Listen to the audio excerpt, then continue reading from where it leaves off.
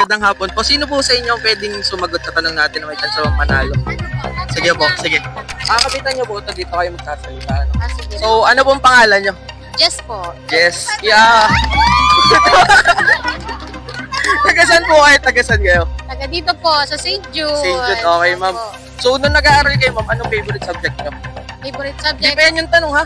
History Ano lang po. yan? History, okay.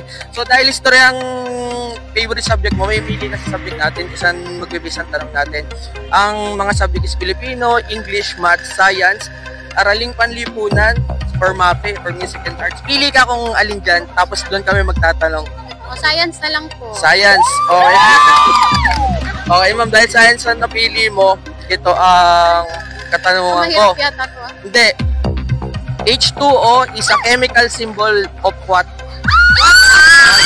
Panalo ko 500. O di ba ganun lang kadali? Oh, thank you po ma'am. Thank you po. Salamat.